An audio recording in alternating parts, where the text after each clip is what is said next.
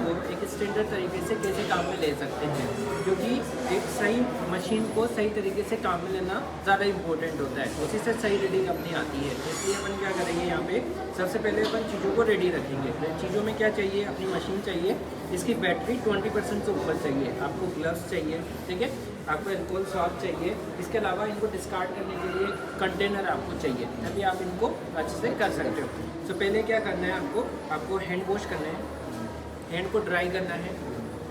अपने हाथ में किस नंबर के ग्लव्स लगते हैं, 6.5, 7, 7.5 वो रखने हैं, ताकि अपना टाइम खराब नहीं हो। तो अपने अप्रोप्रिएट साइज के ग्लव्स काम में ले लिए। अब आपको ग्लव्स पहनने हैं, ग्लव्स पहनो।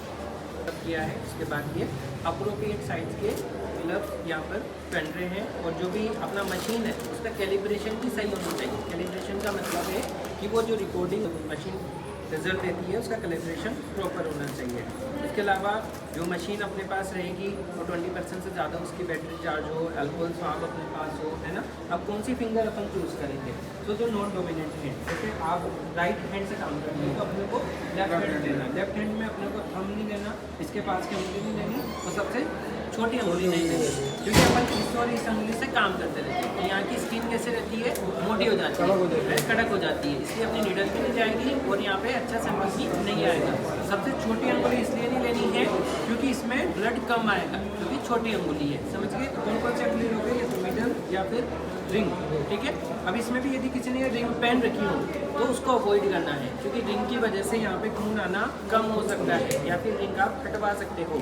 इन दोनों में भी यदि इन्फेक्शन है, कुछ पस बना हुआ है, या ये मजदूर है, चमड़ी मोटी है, तो फिर उसको अवॉइड करना है। ये चीज़ समझ में, कौन सी फिंगर अपने को सेलेक्ट करनी है। इसके बाद क्या है कि जैसे हाथ है, उससे पहले इनको हाथ ऐसे रब करवाना है ना। आप ऐसे हाथ ऐसे करो, उससे क्या होता है, जैसे ठंड में ब्लड फ्लो कम हो जाता है तो ब्लड फ्लो बढ़ जाता है। इसके अलावा आप इनके हाथ को नीचे की तरफ ऐसे लटका के भी रख सकते हो, है ना, थोड़े टाइम, तो यहाँ पे फ्लो बढ़ जाएगा। यदि आप हाथ ऐसे कराओगे तो फिर यहाँ पे खून का क्यों काम में लेंगे, ठीक है।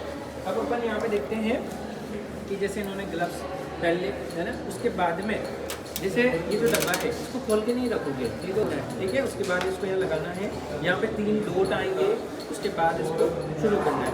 अब जो आपको प्रिक करना रहेगा ना, जो लेंसेट अपनी रहेगी, तो लेंसेट को आप जैसे मरीज को इन्फेक्शन का रिस्क और ये चमड़ी मोटी होने का रिस्क भी यहाँ पे बढ़ जाता है, इसलिए यहाँ पर अपन इसे प्रिक करेंगे। अब जो ब्लड आएगा, पहली जो ड्रॉप होती है उसको डिस्कार्ड करना है ना। इससे पहले क्या काम करना होगा, इससे पहले अपने को एल्कोहल स्वाब से इसको क्लीन करना है, अंदर से बाहर की तरफ इसको क्लीन करना पड़ेगा। जब तक वो एल्कोहल स्वाब सूखेगा नहीं तब तक आप कुछ नहीं करोगे।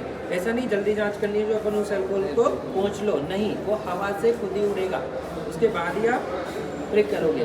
यदि मरीज ने अपना हाथ गीला कर रखा है तो हाथ को सूखने दोगे, नहीं तो पानी उस ब्लड के साथ मिलकर रिजल्ट गलत दे सकता है। अब जैसे आप प्रिक करोगे उसके बाद आपको ऐसे उसको स्क्वीज नहीं करना है, मिल्किंग नहीं करनी है, अपने आप ही खून आएगा।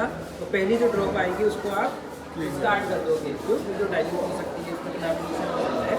जो सेकंड ड्रॉप आएगी फ्रेश, उसको आप काम में लोगे, लोड करो। कौन से ड्रॉप को, सेकंड ड्रॉप को। फर्स्ट को हम डिस्कार्ड करेंगे, ठीक है। उसके बाद में जैसे आप यहाँ लगाओगे सैंपल आएगा इसमें, ठीक है। उसके बाद ये जो रेजिन अपनी ये वाली जो स्ट्रिप रहती है उसको आप रिकेप नहीं करोगे, ये क्लीन होनी चाहिए, ड्राई होनी चाहिए, ऐसे नहीं वापस रिकेप कर दिया। निडल स्टिक इंजरी हो सकती है, यदि ऐसे निडल स्टिक इंजरी हो भी जाए तो तुरंत आपको अपने सारे उनको रिपोर्ट करना पड़ेगा। आपका और पेशेंट का सैंपल जाएगा, उसमें भी स्क्वीज नहीं करोगे, है ना, सोप एंड वाटर से उसको क्लीन करोगे।